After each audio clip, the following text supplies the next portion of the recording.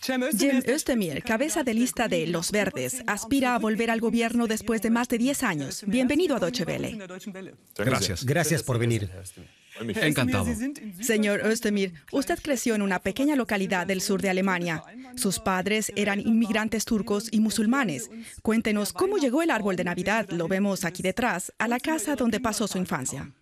Lo pusimos nosotros. Para mis padres era obvio que si creces en Alemania y los demás celebran la Navidad, no querrían que su hijo se sintiera excluido. Por eso colocaron el árbol. A mi madre tampoco le resultó difícil, porque se crió en Estambul. Y allí tenía vecinos armenios, judíos y griegos, y siempre se visitaban unos a otros en las respectivas festividades. En los días festivos musulmanes venían los vecinos cristianos y judíos, y al revés, nosotros los visitábamos en sus festivos. Así que tanto la Pascua como la Navidad nos eran familiares. Usted, antes al menos, se autodenominaba suavo de Anatolia. ¿Cómo se describiría hoy? Básicamente no ha cambiado nada. De profesión político, y en cuanto a mí, la descripción de suavo de Anatolia surgió de la necesidad. En 1994, cuando fui elegido diputado por primera vez en el Bundestag, los medios de comunicación no sabían cómo describirme. Turco-alemán, turco-europeo. Un diario del suroeste me llamó una vez Spätzle turco. No sé si se podrá traducir bien, es un plato típico de Baden-Württemberg. Y pensé, antes de que pasen por todas las especialidades culinarias, mejor busco un término yo mismo. Y así surgió lo de suavo de Anatolia. Suavo es el primer idioma que escuché al nacer, y de Anatolia por hacer referencia a toda la gente que vivió o que vive en Turquía. Judíos, cristianos, musulmanes, turcos, kurdos, alevitas, sunitas. No quería que me redujeran a una etnia o confesión, sino quería hablar por todos, también por aquellos que no tienen mi mismo origen. ¿Hubo un momento en la escuela en que se sintió que era diferente? En las notas, desde luego. Hasta el cuarto curso suspendía siempre alemán, sacaba la segunda peor nota. En primero ya tuve que repetir, y en Baden-Württemberg, como era habitual entonces en toda Alemania, a partir de cuarto, a los alumnos los separan en distintos tipos de escuelas según su nivel. Yo me sentaba en la última fila con otro niño de origen extranjero, un niño portugués. Había muchos de origen portugués.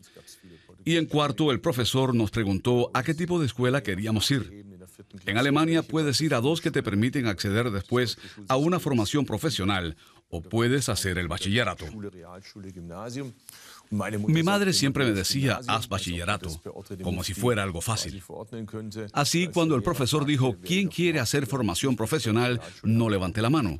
Y quien quiera hacer bachillerato, ahí la levanté. Al descubrir que había levantado la mano, soltó una carcajada y toda la clase empezó a reírse, porque les parecía cómico que alguien que... ¿Cómo se sintió en ese momento? A mí no me hizo ninguna gracia. Hay cosas que se le quedan a uno marcadas para siempre y creo que cuando esté en el lecho de muerte me acordaré de esa risa. ¿Fue eso lo que le incitó a querer ser mejor que los demás y hacerse valer? Creo que a las mujeres les pasa lo mismo. Desde luego eso alimentó mis aspiraciones, a querer demostrar que aunque los demás no me crean capaz de hacer algo, y lo he vivido como diputado y como líder del partido, poder decir, pues ahora verán. Usted se decidió muy pronto por la nacionalidad alemana. Hoy está a favor de la doble nacionalidad. No tengo la doble nacionalidad. Hay mejores cosas que coleccionar en la vida que pasaportes. Ya me cuesta no perder el que tengo. ¿Pero no cree que hay que decidirse por una nacionalidad? Yo nací aquí y me parece absurdo no ser ciudadano del país en el que nací desde ese mismo momento. Entonces no existía la atribución de nacionalidad por nacimiento. Por ironías de la vida, más tarde formé parte de un gobierno que aprobó ese derecho. Que al menos los hijos de personas como yo, que nacieron aquí, sean automáticamente ciudadanos de este país. Me parece positivo que tengamos ahora esa ley con todas sus deficiencias.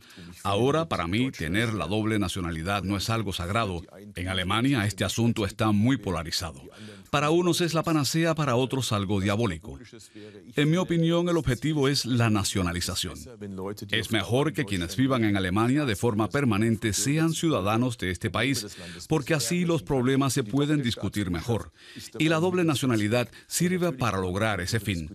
Pero se puede discutir si es razonable que alguien que vive aquí desde hace 30 o 40 años, tal vez de la tercera generación, debería participar en el referéndum de Turquía. O si no sería mejor que votar en Alemania. ¿Cómo se explica usted que haya turcos o árabes que llevan tanto tiempo viviendo aquí y no se sientan identificados con este país? ¿Quién ha fallado? Que alguien se identifique con la tierra de sus ancestros no es ninguna deshonra. A muchos alemanes les pasa lo mismo. Aunque conscientemente no elijan la nacionalidad alemana. Los alemanes que viven en el extranjero también tienen unos lazos con Alemania. Ven Deutsche Welle y quieren saber qué pasa en su país. No hay nada malo en ello. Que hablen su idioma aparte del idioma oficial está bien, o que mantengan su religión si son religiosos. Pero hay que tener claro que donde viven es aquí.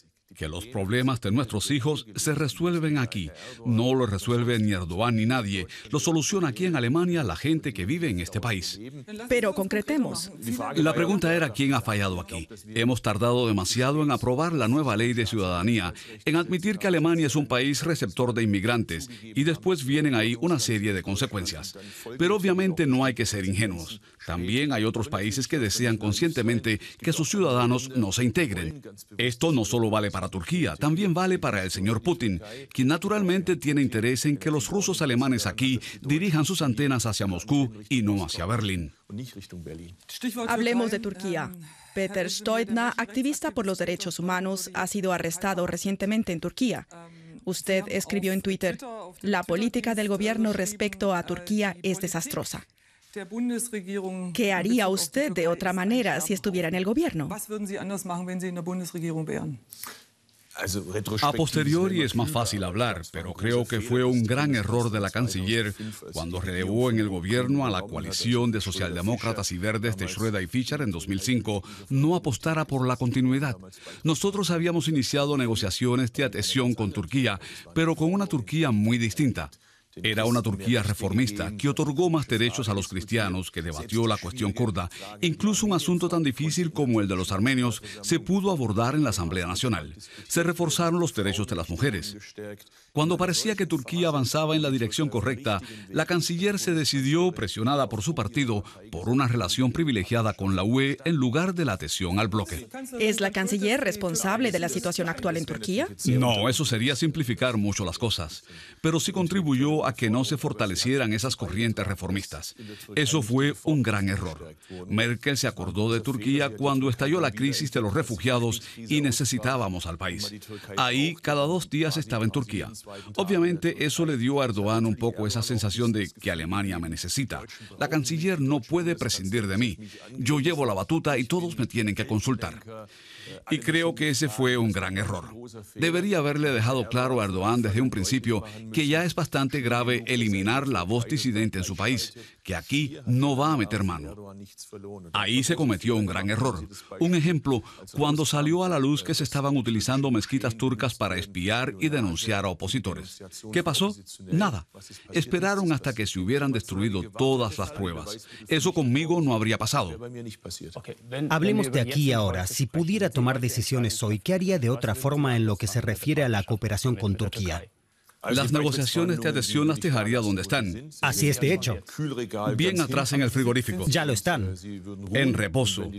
Y si Turquía introduce, como anunció, la pena de muerte, habrían llegado a su fin. Quedarían canceladas por completo. Y Turquía tendría entonces que abandonar el Consejo de Europa. Respecto a la base de Konya con la misión de la OTAN, Turquía no permite la visita de nuestros diputados. No hay que olvidar que el ejército alemán es un ejército parlamentario. y esto implica el derecho de todo diputado a visitar a las tropas. Si Erdogan sigue prohibiéndolo, tiene que haber una reacción de Bruselas, de la OTAN. Considero errónea la postura del secretario general de la OTAN, porque ha hecho como si se tratara de un problema entre Merkel y Erdogan, pero el problema es con Erdogan. Erdogan no actúa en conformidad con la OTAN. Erdogan se comporta como un matón en una taberna, un matón que quisiera pelearse con todo el mundo. La OTAN tiene reglas. Es una comunidad de valores. Si Erdogan tiene problemas con esos valores, que lo diga. En ese caso, la OTAN tendría que concluir la misión en Konya. ¿Debería Alemania reaccionar frente a la OTAN y replantearse sus relaciones con Turquía? No por separado. La reacción debe ocurrir en el marco de la OTAN. Por eso tampoco se puede exonerar al secretario general de su responsabilidad. Tenemos que dejar claro que no toleramos que Erdogan intente obligar a las organizaciones turcas a pensar igual que otras organizaciones fundadas por él. En este mismo momento en el que hablamos, se están reemplazando los consejos en una mezquita tras otra. Quienes están a favor de la integración son retirados. Las personas que hablan bien alemán, que se intercambian con sus curas cristianos, sus rabinos judíos, con sus vecinos alemanes, son destituidos, reemplazados por personas que reciben sus órdenes de Ankara. Eso no es tolerable. Aquí hay que lanzar un mensaje claro. La señora Merkel me parece aquí demasiado suave. Cuando Denis Yücel fue encarcelado hace más de 100 días, escuchamos lo mismo que ahora en el caso de Peter Stoitner. Denis continúa en la cárcel. Mi sensación es que se habla mucho, pero en la práctica no ocurre casi nada. Tampoco de su parte. No podemos enviar soldados a Turquía a liberar a Denis Yücel y a los demás. Entonces, ¿qué tiene que pasar? Tampoco he visto una protesta, que los verdes salgan a la calle y digan, esto no puede ser. Nosotros no queremos ser miembros de Turquía. Es Turquía la que quiere convertirse en miembro de la Unión Europea. Turquía tiene grandes problemas económicos. El aislamiento de Erdogan causa inseguridad económica. Han dejado de ir turistas alemanes. Turquía quiere ayudas económicas de Alemania. Mi respuesta sería muy clara. No veo cómo se cualifica Turquía para recibir ayuda económica. Yo les diría a los empresarios alemanes que Turquía no es un lugar seguro para la inversión. No hay seguridad jurídica. Cualquier persona puede ser detenida en todo momento. Nosotros apretaríamos tanto las tuercas hasta que Erdogan lo sintiera. Pero Yücel está en prisión, Stoitner bajo arresto. ¿No sería el momento de decir, no solo ponemos las negociaciones de adhesión en el último rincón, sino que las interrumpimos? Se sobrepasó un límite. Creo que eso lo veremos muy pronto, pero me gustaría evitar un error. Quisiera evitarlo porque más del 50% de las personas en Turquía están contra Erdogan. Lo vimos en el referéndum. Erdogan no ganaría ninguna elecciones justas. Las perdería. Las penúltimas elecciones parlamentarias, seguramente las últimas elecciones que se pueden calificar más o menos de justas, las perdió. Después aprendió la lección, asegurarse de que no haya nunca más elecciones justas. A los opositores que no puede vencer los encierra en prisión, como a Selahattin Demirtas, del HDP. Les prohíbe el acceso a los medios. Imagínense que en Alemania las elecciones fueran así. La señora Merkel en todos los canales de televisión las 24 horas del día y solo 5 minutos para el resto. Özdemir está en la cárcel y a Schulz le han pegado una paliza. Eso es lo que ocurre en Turquía. Pero ¿qué es lo que tendría que pasar? No veo que usted haya dado un paso en concreto. La verdad es que nuestras posibilidades de influir en Turquía son, entre tanto, muy limitadas. Las teníamos cuando celebramos las negociaciones de adhesión. Por eso he dicho que deshacerse de ese instrumento fue un gran error de la señora Merkel. Para las reformas hay una recompensa y para lo contrario sanciones. Pero ella ha hecho justo lo contrario. Castigó a Erdogan cuando hizo algo bien y lo recompensó cuando hizo algo mal. Eso es lo contrario de lo que se suele hacer. Pero ya no se puede cambiar. Mirando hacia adelante, ya es bastante grave que no podamos hacer nada, o muy poco, en lo referente a Turquía. Y desde luego no basta para detener el intento de Erdogan de instaurar una Turquía en Alemania. Esto, lo digo claramente, no puede ser, y yo puedo evitarlo. ¿Cómo? Impidiendo que siga entrando en Alemania dinero de Turquía para construir mezquitas. Ello tendría como consecuencia que nosotros, como República Federal de Alemania, nos anticipemos junto con los municipios y ofrezcamos ayudas financieras a quienes se independicen de Erdogan. Puedo decir, por ejemplo, que impediré cualquier intento de instaurar un Estado paralelo. Muchos opositores que vienen a mí tienen miedo y dicen, tengo miedo a que en Alemania no me protejan. Observe el intento por infiltrar los servicios de seguridad seguridad alemanes, debemos dejar muy claro que aquí no toleraremos algo así. En este sentido, pienso que Alemania es algo ingenua. Parece una postura dura, señor Özdemir. Como aclaración para nuestro público internacional, si logra llegar al gobierno, seguramente como pequeño socio de coalición. Me temo que sí. Todo indica que así será. En nuestro país es tradición que el socio menor de coalición presente al ministro de Exteriores. Ese sería con seguridad o a un la puesto. ministra. Gracias. Este sería un puesto con el que podría familiarizarse. No asignamos puestos ministeriales. No, pero La modestia suave dicta que primero hay que ganar las elecciones y luego hay que negociar con eficacia. Y si las negociaciones se han realizado con éxito, entonces se afronta la cuestión de quién será qué. Está claro que los candidatos a la Cancillería tienen un gran peso en las decisiones, por no decir un peso decisivo. Pero primero tenemos que ganar las elecciones. primero ganar. Esa es su postura. A pesar de ello, nos gustaría discutir con usted un par de puntos para nuestro público internacional de Deutsche Welle. Si usted estuviera en el gobierno, Venezuela es un tema que nos ocupa a diario. Informamos con regularidad sobre la situación. ¿Considera usted necesario que el gobierno alemán se involucre más en este conflicto? Maduro está cometiendo las peores violaciones a los derechos humanos. Ignora las decisiones del Parlamento y el pueblo es quien tiene que pagar por ello. Venezuela es uno de los países más ricos del mundo, pero ya Chávez no invirtió en infraestructura ni en modernizar la industria del petróleo, sino que compró las victorias de las elecciones con regalos. Lo que más me indigna es que en el Parlamento alemán haya una formación, concretamente el partido La Izquierda, que lo justifica y que tiene una especie de romanticismo de izquierdas.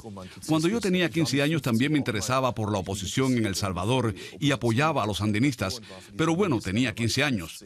Aquí no hay excusa que valga para apoyar esta forma de golpe de Estado desde la cúpula, desde un presidente que legitima su poder mediante la violencia y destruye el país, lo dirige al abismo. Aquí desearía una crítica más clara.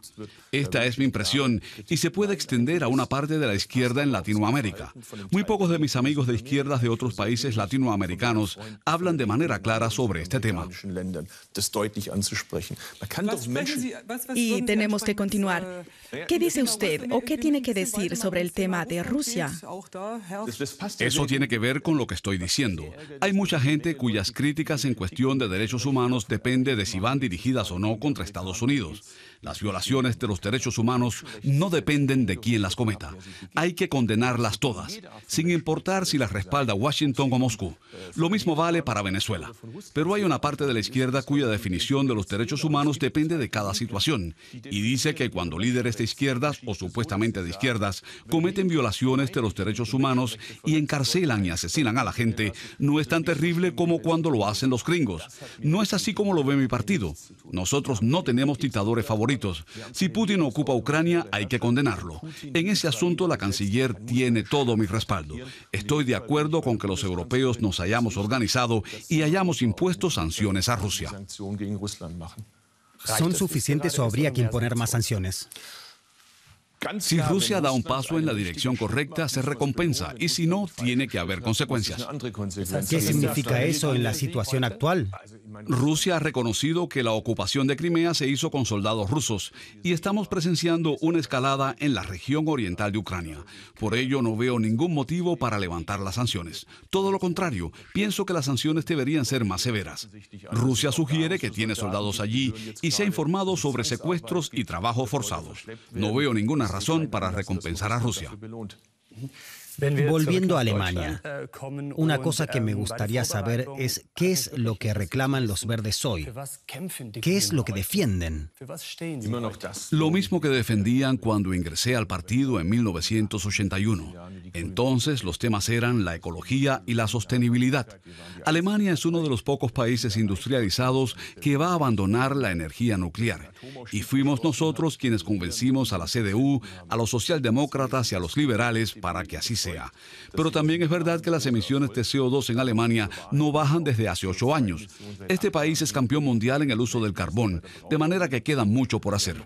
Angela Merkel firmó el Acuerdo de París sobre el clima y considero que la firma de la canciller es vinculante también para los verdes. Así que me siento obligado a lograr que Alemania se convierta en campeona mundial en la lucha contra el cambio climático. ¿Cómo explica que el partido pierda apoyo en los sondeos? ¿Tiene que ver por ser usted el candidato? No, subimos en las encuestas. Antes no estaban un 6% y estamos en el 7 y el 8%. En el pasado lograron mejores cifras. En las elecciones de 2013 consiguieron 8,4% de los votos. Según los últimos sondeos, ahora están en el 8%. Y una nos da el 9%. En mi estado estamos ahora en el 14%. ¿Y en Renania del Norte?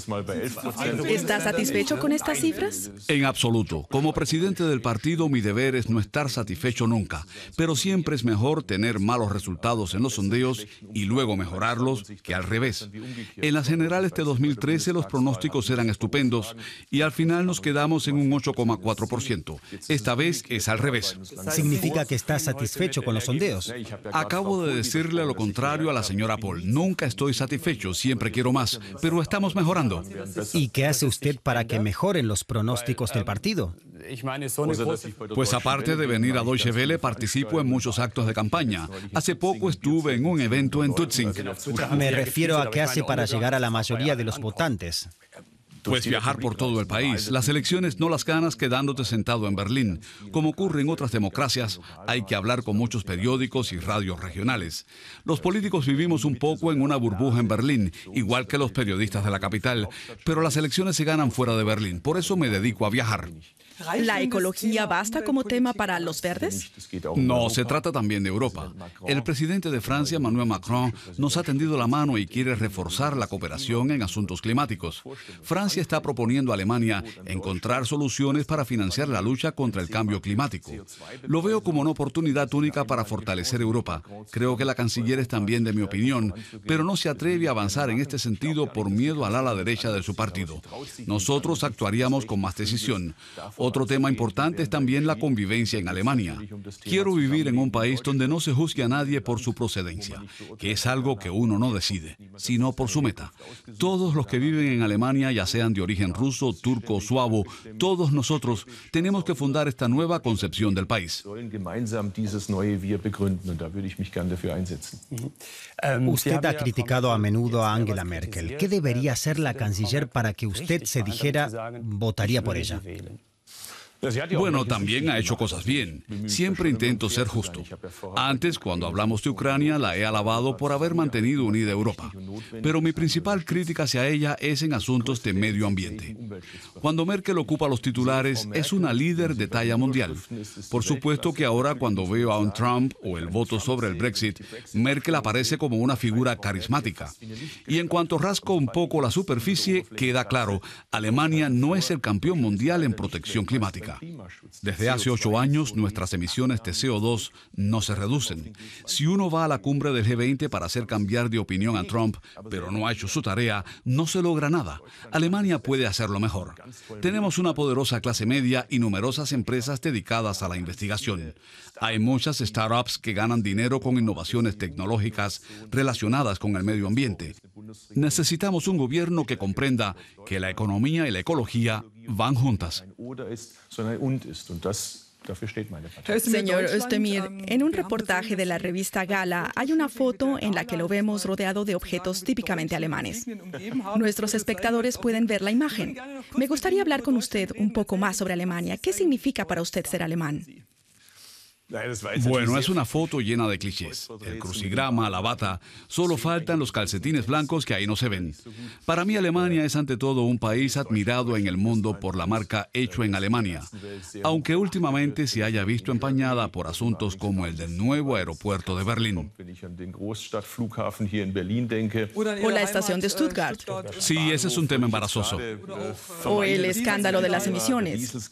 El escándalo de las emisiones de diésel es otro asunto vergonzoso. Es indignante que se ponga en peligro la salud de la gente y que tantos consumidores hayan visto que el auto que se habían comprado no cumple con lo prometido. En 3 frases, ¿qué es ser alemán? Alemania es un país fantástico, una gran democracia. Hemos sabido superar los problemas planteados por la crisis de refugiados. Muchos nos admiran porque hoy apenas se nota. Tenemos aún muchos problemas, pero tenemos todo lo necesario para solucionarlos. ¿Qué característica típicamente alemana tiene usted? No sé, nací en Bad Urach, una localidad protestante, y cuando me mudé a un pueblo vecino de mayoría católica, vi que la gente se diferencia mucho. No creo que exista el alemán típico ni el turco típico. Hay luteranos, católicos, musulmanes. Todos somos diferentes y eso es maravilloso. Pero, ¿3 adjetivos concretos? Volvemos a los tópicos. Que los alemanes son trabajadores, ordenados, limpios, son buenos ingenieros. Cuando estoy con amigos que también son de origen turco, siempre les digo, tengan cuidado de no tener la eficiencia de los turcos y la hospitalidad de los alemanes, sino más bien a la inversa. Tenemos una última pregunta para usted.